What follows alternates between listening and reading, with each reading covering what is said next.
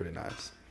But yeah, I guess like the two things we really want to dive into for this is one, the marketing agency, and then D-Lab, which sucks up all of your time now. Wait, what does like a day in D-Lab look like? Or I guess like how much is it? Mostly meetings? Is it mostly? Wait, you want to tell like what D-Lab is a little bit? Yeah. Okay, so I'll break down D-Lab. Yeah. So technically, Disruption Lab is an arm of the Geese College of Business. Like we're actually like a department under the Geese College of Business per se. Like it's not an RSO, it's not a club. It's literally just like part of the Geese College of Business. Okay. But it's run primarily by students. We do have staff in the Geese College of Business. We do have like full-time engineers, but it's run mostly by students. The goal of it originally, it started like early 2020. So it's not been around forever. But the entire point of it was to allow students of our age to actually make impact to clients. Clients was like a very relative term. It could be like professors, it could be huge companies, it could be like, it ranges from like even other students. It like ranges from like startups to like the biggest companies you could ever imagine. And the point was to like use disruptive technology, and that the definition of that has changed every year, every semester. Right now, AI/ML is the biggest thing. Back when it started, blockchain was a lot bigger. But use that, build prototypes, build real software, and actually impact these clients with these disruptive technologies. Because a lot of the time, they can't dedicate their own resources to it. So like, for example, one of our clients is AMD. If they want to put together a whole team of AI engineers to test something they're just exploring, it's just not cost efficient. Like there's no value to that until it reaches a certain like prototype level. And that's kind of where we come in, where we build that prototype, we do the exploring with their support, of course. But then once we've like built something, they're like, okay, now we can dedicate a whole team to this. We'll take it in-house and then we'll build it out. So like it ends up on their product roadmap. But yeah, long story short, that's D-Lab. Because it's good you did that, because I was like explaining to my friend the other day what exactly it was. And I didn't feel like, I could feel like I could talk around what it was, but I didn't feel like I could actually like hammer the nail in on what exactly you guys do. But could you give like an example of like one of those, I guess, like disruptive technologies, just because it still seems like pretty abstract, like at least in my mind. So like what's an example of what a disruptive technology would look like? Yeah, so I'll just talk about like AMD for this example. Mm-hmm. We just shipped out a product for them that will be in their product roadmap for all of their chips 2024 onwards, which we're now in. That's crazy.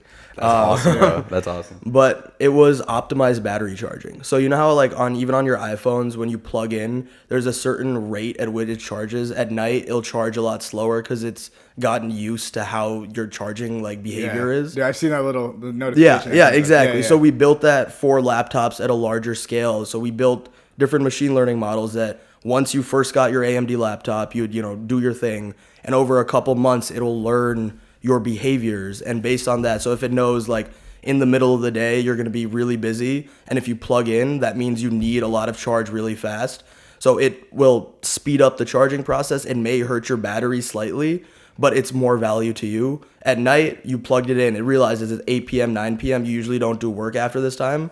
All right, we're going to slowly, nice and easily charge it over 6 to 7 hours, make sure the battery life is good, like everything is smooth, and then you guys can start in the morning. And every individual user is different. Like maybe you guys work in the middle of the night. You're like at 3 a.m., you're like doing whatever you're doing, and other people are sleeping. So like the entire point was using machine learning to build something that would work specifically for the user. Like that's an example. Okay. Dude, yeah, I was a little confused about D-Lab before because it's in the College of Business, but it's like a software thing, right? It's more of a CS thing. Yeah. So that's why I'm assuming you joined it, right? Because you're a CS major. So yeah. It takes up a lot of your time now. So what's like your position in D-Lab now? Yeah, so now I'm executive director. Like that's the official position title, which means I help run the entire thing. Right. Oh, that's not a big job at all. Right. Yeah. So when you first join, it's not that bad. I promise. Like it's not even like, I wouldn't say it's bad. Like I thoroughly enjoy what I do, so it's not like bad by any means. It's just a time sink. That's all. But when you first join, it's like manageable. When I first joined, 10, 15, 20 hours a week, things that college students can manage. When you join senior leadership positions, you kind of like move through the organization, and at the very top, it takes up a lot more time than you would expect. But like, if you got to this point, you love it, you care about it, you're fine putting in all that time.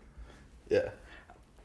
One thing that like, dude, okay, a little bit of context for, obviously but like everyone listening probably wouldn't, is somehow You start as a Mech E major and me as a finance major and you as a CS major.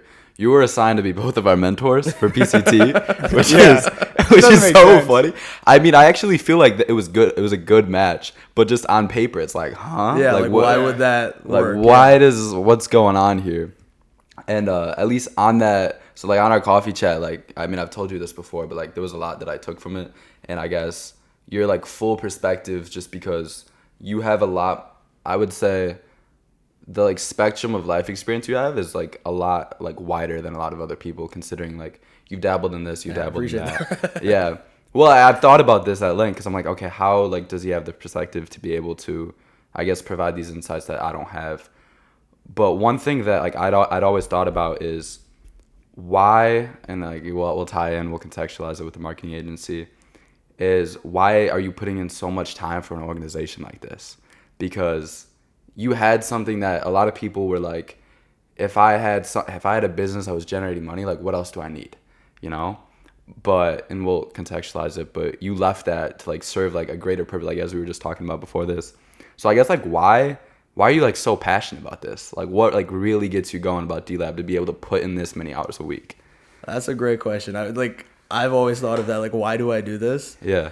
I think something people always miss, right? Especially when they talk in an entrepreneurship context, it like their main focus tends to be on money, you know, improving cash flow, increasing revenue, building efficiency, and not enough on actual impact. D-Lab. Passion for D-Lab. Yes. Yes. Yeah. Oh yeah. Yeah. People don't focus on impact enough. Like in the beginning, the enjoyment of starting a new business or starting, you know, your own endeavor, that will hold you over for 6 months, a year and 6 months.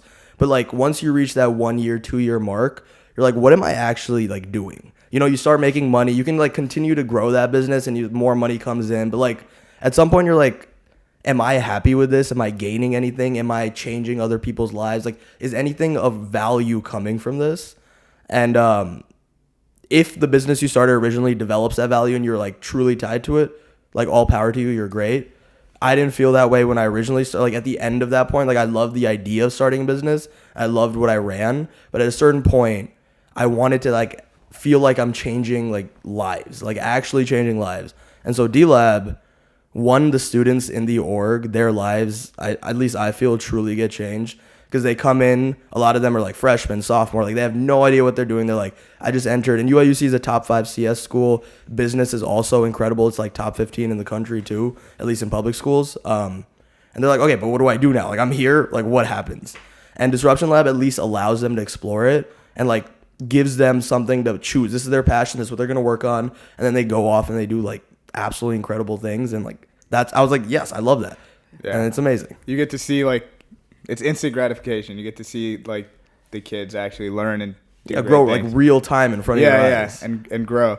But you mentioned one thing obviously about like your business that you had before. Can you contextualize that a little bit? That was the other thing that we were saying we wanted to talk about. So Yes. you mentioned the name earlier. What was Scope it? 16. Scope 16. Scope 16. Yeah. Let's hear about No, Scope yeah. How'd you get the name first and then dive into what it is? But I'd imagine, how old were you? I was 16. Oh, okay. Is that where the 16? That's where the 16 comes from. You were probably just you had a co-founder, right? Yeah. I'd imagine you guys were probably just like, this is a dope name, bro. This is so 100%. sick. Like we were so proud of that name. I can't tell you guys. That's how we got overdue, right? We're like, dope Yeah. name. This is No, we amazing. were we were scrolling through like Travis Scott songs. Yeah. Not No way. Yeah. Or Metro. But Metro. My bad. And with like, bro, overdose so hard, bro. Bro, like, no way. That's how we That's got it, actually where this name We were sitting in a study room in ACES library, and we figured that out. Yes. But anyways, Yeah. sorry, continue. Yeah. Oh yeah. So I ran it. Well, I started it with one of my closest friends. He's still one of my closest friends. His name's Jared Curry. You guys can look him up. You'll see like his big, beautiful Instagram page because he still runs it, and he runs it far bigger than when I was a part of it. But yeah, we started when we were both 16 back in high school. I think that puts us like sophomore year of high school, sophomore, junior year, somewhere in between there. And I don't exactly remember why we called it Scope. I think we just started like literally Googling like, okay, we want the number 16 in there. And like we just saw some companies with numbers in it, like look dope. We're like, okay, so like what fits like marketing or whatever. And we ended up like sticking to Scope because we're like, yeah, we help you like scope in on your target audience. And then It's a cool world. It's a cool word. It is. It is. And then like our like first business card was literally like a sniper scope with like a 16 in it, and like we're like, this is the coolest thing ever. We're like so high tech. It's a dope ass company. But yeah, that's where that name came from. Yeah, dude. And then what exactly did you guys do? Because was it an SMMA? Like Yeah, technically? essentially that's how we started. It was Okay. fully SMMA. Yeah, what's an SMMA? Social media marketing agency. That's essentially what it stands for. And it came from the fact at that time, me and Jared were like heavily in like, how can we make money? Like that's all we cared about. It was less about impact. I want to start a business, like all entrepreneurship. Like that was like far from what we wanted. It was like, how can we make money? And we did like Shopify drop shipping, which like was whack. It was horrible. It was really bad. But from that, we heard about Facebook ads. Like we used them a little bit, didn't use them incredibly, but at least we saw like there's power here, there's impact here, and we're like, okay, all these like local companies. We were in Edison back then, Edison, New Jersey, like very like central, like suburban New Jersey. So there's a lot of like mom and pop shops nearby and like all types of different industries. So we're like, okay, these guys don't know how to use Facebook ads at all. And at that time, this was like, I don't know, 2016, 17, Mm-hmm. like Facebook ads still hadn't exploded to the level that they are now where they're like extremely oversaturated. So then we're like, yes, we want to make an impact. We'll make money doing this. We'll sell a service. And yeah, that's kind of how we like got started in it. Dude, that's like, wait, what at that age was like, I guess, because like at that age, I was just playing baseball and like basketball, like with my friends, you know. But like, what I guess like caught your eye, where you're like, oh, like I want to get into, like I want to make money. Like, was there like seeing somebody else had it, or was it like seeing well, I guess there wasn't even reels back then. Yeah, but there like were no for now, it's really easy for kids to see reels and be like, oh, I gotta start making money. Like Yeah. everybody else is, even though they're like 14. Yeah. I guess like what got you into it? What wanted you to do it at the beginning? Oh, you hitting me with these hard questions. I think honestly, like truthfully, from when I was extremely young, like 5th grade, what got me into money was investing. My family was like from like a more investment banking like type background. I heard them talking about it. There was the whole, financial crisis and all of that. And I was like, you know what? Low-key, this is dope. Like this is like a cool world to be in. And like I always talk about this. My biggest we started like paper trading when I was in 5th grade, and I invested in Netflix back then, like with fake money, with like my paper money, but like I had like a whole thesis as a 5th grader. I'm like, oh yeah, this is gonna like change the world. This is when Netflix was still like shipping DVDs to people. How old are you guys? Why do I feel old as fuck? Wait, Yeah, when you I- got 2 years on us. Yeah, why do I feel old as fuck talking about this? Dude, when I got on Netflix, it was the way it is now. I don't Really? but Yeah. I know Netflix was Netflix the used to shipping like thing they was used a to just thing, ship yeah. like when they were like taking over Blockbuster, what they would do is like ship DVDs to people, and you just order online. It would be shipped, and then you just mail it back, and like that was their original business model. Yeah, and then I take it. Oh, they definitely did not explode, right? Like that's not what happened, right? Oh yeah. And like so yeah, obviously that's like stock exploded. Obviously I made no like actual money, but I was like, you know what? I'm a genius. I want to actually make money. Yeah. And like since then I just started following like traditional entrepreneurs like Gary Vee or like Iman Ghazi, or like very traditional at that time, like they were just coming up. Yeah. Like Ty Lopez, like people like that, or even like people in the leadership space, Simon Sinek, incredible guy. But like, yeah, and I was like, okay, at some point it just became, we have to do this. And Jared's family was like from a very business oriented family. His family runs a funeral home, and like all his life he's like, I hate school. I never want to do this shit again. I'm going to run a business. And so like we just kind of came together because of that. That's cool. That's awesome, bro. Yeah, Yeah. 'cause at least just having somebody else that's like in it with you like makes it so much easier. Because like for us to be able to like bounce ideas off for each other for this, like, hey, what do you think about that? What do you think about that? And be able to like fuel off of each other is such a powerful way to like keep going. Yeah. You know, when like you're pushing in that friction of like month 2 and like you still haven't seen profit yet, and you have somebody else to like keep you accountable, like that's like that's the times like that like really like to push through that friction at the beginning.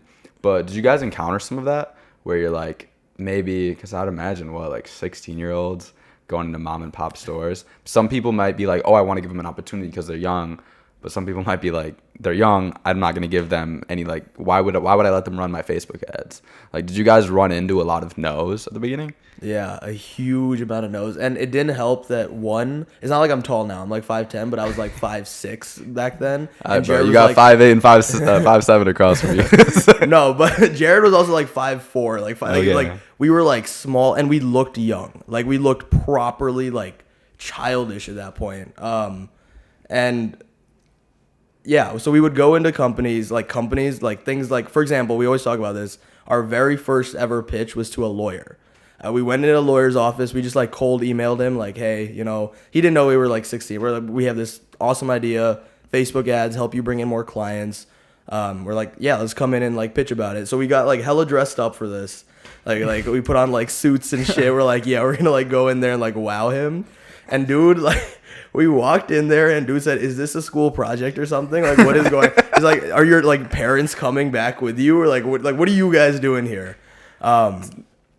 And like we tried pitching him on the idea of Facebook ads, and at that time, like Facebook ads as a concept, it wasn't even the fact that we were like young and inexperienced, is that concept was not very prevalent. It was like a hard thing for people to comprehend how like marketing funnels work and how like ads will result in actual revenue and how they could be a part of it, because ads was like very antiquated thing. It's like, oh, it's only on TV or billboards or newspapers or whatnot. So we had to explain that while also saying, yeah, we don't have like any like testimonials for you. We don't have anything to like back what we're saying, but like trust us.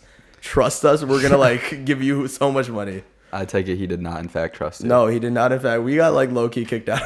He's like, all right, nice talking to you. You guys got to head out. I'm like hella busy right now. Like, that type of vibe. Damn, bro. How long did it take before like you were getting consistent like success like with clients? Probably like 6 to 8 months, if not more. Damn. Okay. What kept you motivated then? Like you and Jared. Money. Just, yeah, like, honestly, like wanting truly, money? like money to some extent. I think it was also like to ego to some extent too. Okay. It's just like, okay, we can do this. Like at some point, we were just banging our head against it forcibly, like doing the same thing over and over again and making no progress when we should have been refining our process. But we did that over time. But at first, it was like, one, I remember we were so sad after that first meeting. It was just like, because obviously, well, we'd done relatively well in school. Like academically, we were not in a bad place, and it's very rare to like experience a lot of rejection at a young age. A lot of people are like, oh, just try this, just keep trying this, like, or this participation. Like, there's a lot of like, you will not be like hardcore rejected. You're still a kid. You can keep doing whatever you want. So we entered a world of, oh wait, you're actually gonna get hardcore rejected. People are gonna tell you to fuck off. Wait, am I allowed to curse on Yeah, the no, you're podcast? good. Yeah, it's You're fine. good. You're good. Yeah, but people will tell you to fuck off, and like it was a new experience to us, and we're like, well, how could that happen to us? We need to learn how to make this better. We like, there was another guy back then, his name's Billy Wilson. He like was a big SMMA guy, so we like bought his course. We did like everything, like let's improve our like pitch, our process, and like little by little, like each time the no became softer and softer. It was like, okay, like maybe, like it went from like, what the fuck are you talking about? Okay, you know what? I'll call you back in a little bit, to like, oh, this might actually be a good idea. Let me talk to everyone, to the point where like people actually started like believing what we were doing. And these no's were not for like lots of money. It's not like we're like, oh, give us thousands of dollars, we'll like help you. We were literally like low key pitching free trials. We're like, all right, we will give you our services for free. All you need to do is pay for the Facebook ads themselves, a couple $100s, and that was hard enough of a sell. And then eventually, like, it was just like from hard no on that to when we moved on from free trials. So then we're like, okay, our services cost X amount of money plus the Facebook ads. And like, this is our contract, this is our structure. So it was a long process from there to there. But like it took, 6 to 8 months to a year probably. Damn. Okay. Dude, that's awesome. That is so awesome. Yeah. There's like a lot of like things that I want to go down on here. But I know you like mentioned buying a course, and also I'd imagine that you were just using all the resources you had when it came to learning. What were some of those biggest resources that you did use to maybe get a little bit better at the pitch or understand a little bit more about how to actually run the ads? But like it could be, tactical, or also like some of the more like persuasive techniques as well. Like where did you go to find those things? Yeah, I think personally, based off that experience, almost all information on the internet is not amazing on like in this realm of sales. Like the entire idea of a sales script is so antiquated, it does not work at all, because sales is just like this. It's literally just a conversation. What you're trying to do is bring impact to the other person and make it feel like no matter how much money they spend with you, they're getting far more value. And if you sit like with a script, okay, so, and like you try to like deal, oh, so you said this, so I'm going to say this back to you, you like make zero progress. And so we started off with a lot of scripts. Like we bought courses, we like Googled online, like how to sell things. And it was just a bunch of scripts, and that would result And when we didn't have an answer to something they said and it wasn't on the script, we just sit there like idiots. We're 16-year-old idiots. Yeah, literally like, oh yeah, we didn't. I don't know. I don't know what to tell you. My bad. It would be something like that. And what really helped is having those kind of as like a baseline. Because when you start from zero, you need like some research, some script, just to like read, understand. Like, okay, this is generally what people with more experience than us say they need to like, you need to do. But you need to understand those scripts are built to like sell, built to like endear to people that really don't know what they want to do and feel like education or coursework is the only way to go about things. When like truly, I think experiential learning is the best way to go about it, which is what Disruption Lab is, which is like why I went down this route. But that's what we did with Scope 16 when we started. It was just, all right, this went shit. Let's go back. Okay, this is why it went bad. We didn't have an answer to this type of question. We were not as confident. We like came in over, like we would like analyze every little aspect and then change one more thing for the next. And you would encounter like very different personality types. Some people are like very harsh, like very straight to the point. Some people like kind of baby us, like think of us as children, and you got to handle those very differently. So like my entire recommendation is maybe get a course, or maybe at this point, like in today, like this was back then where there was very little free information.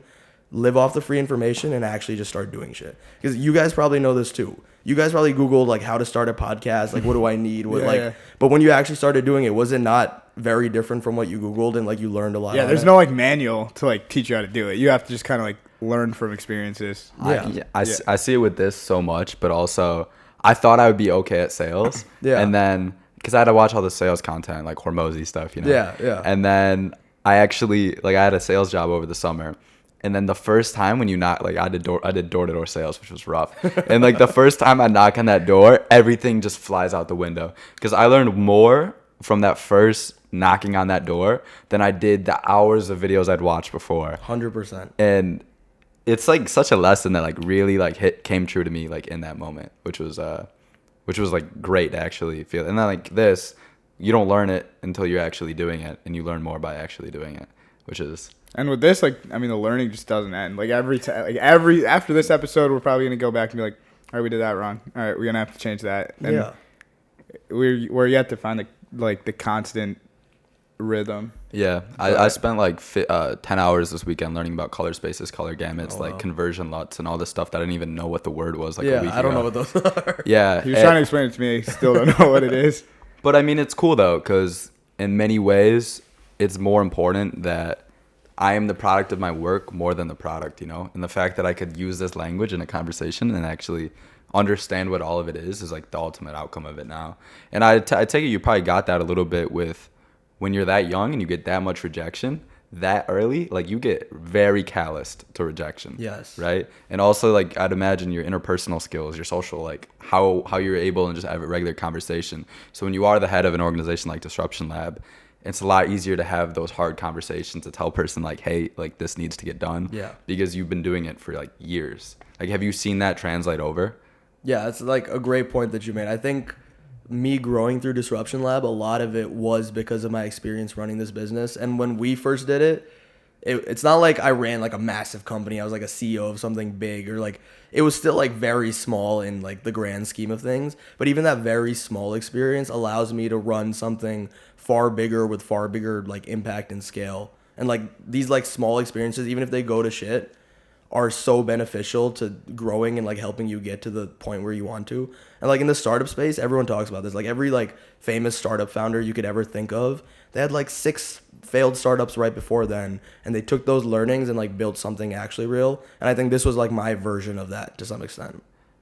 Yeah, dude, that's one thing that it's funny how you went from that like one-dimensional money goal to now it's make an impact. And not only is your goal to make an impact, you've demonstrated that through leaving. You sold your stake in the marketing agency. Yes, right? and you know spoke what? with your I would have words. made so much money if I stayed. That company like exploded. It got bought up by another company, and Jared's obviously doing incredible. But yeah, I take it you probably, at least from our conversation, it seemed like you knew that was going to happen when you did make your decision, right? You knew that it was still going to go well. It's not like this thing was burning down and you're like, oh, I got to get out because I see that this is the better path. It was more of, hey, like this is a great thing that I can do. But, you know, like my heart is more in this like make an impact thing. and I want to, like give it up and like go to something else. So along that, like, I don't want to say journey because that was a little corny, but like along that journey of like scaling the marketing agency, when did your North Star kind of shift from money to impact? Bro, you guys have great questions. This is dope. Okay. I'm curious, so it's not like I'm curious too now that I think about it. It was probably gradual, I'd imagine. Yeah, it was more gradual than anything. I think once we started seeing some success with our business, and things became like more of a routine. It's my sister. Sounds like It's you my should answer sister. that. This is like the only person that I like. It's my sister. Do you want to like? No. It's good. But yeah, like once we got to a point of success almost, and we're like bringing in clients, free trials kind of went out the window, and like we're making decent money, and like things are progressing.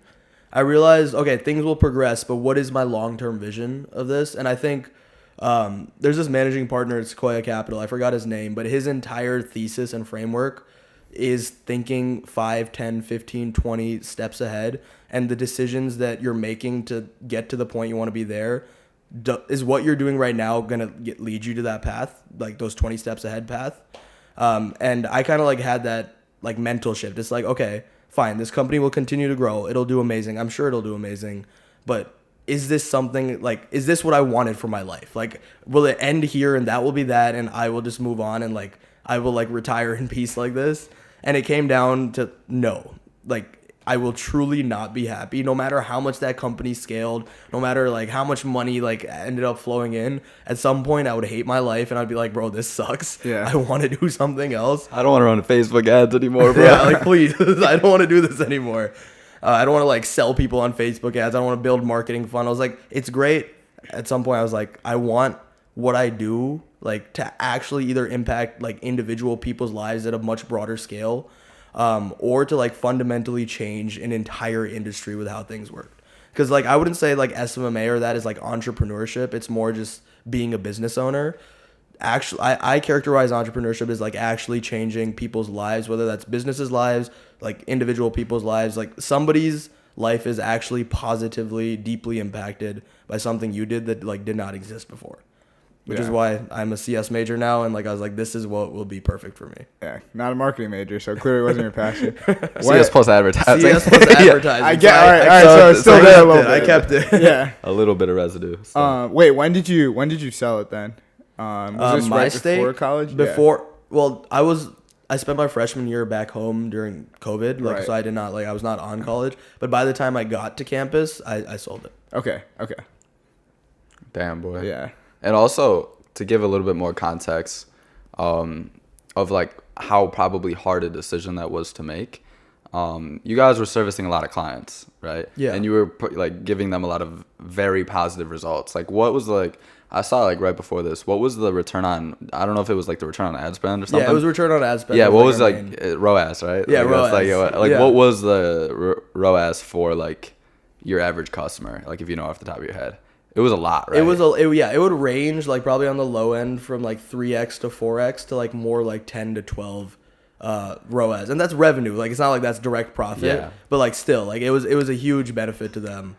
So yeah, it was going great. It was going good. Yeah. To like have that much value, because like you're getting so much like external validation too of like this works and like I'm good at this, and like.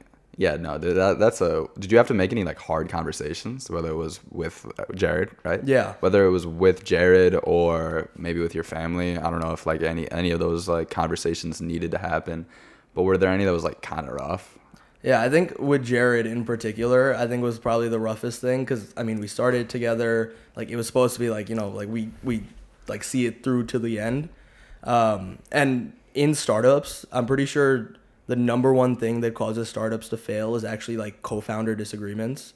Like I think that's like documented as the number one thing that makes most startups fail. You guys are good. You guys are fine. I'm not trying to like act scary. This man's instigating. I'm not trying to do that. But like it's very, very true. And maybe you guys have like sensed it to some extent. As you guys grow, maybe you'll have divergent paths, or maybe you'll be like, I want this podcast to go this way. I want it to go this way. And over time, I'm sure everyone will come together and figure it out.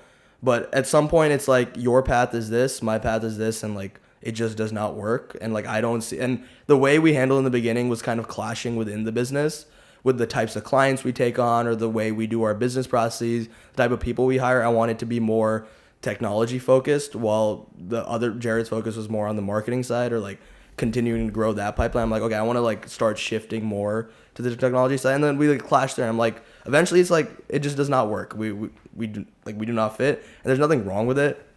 Hard ass conversation.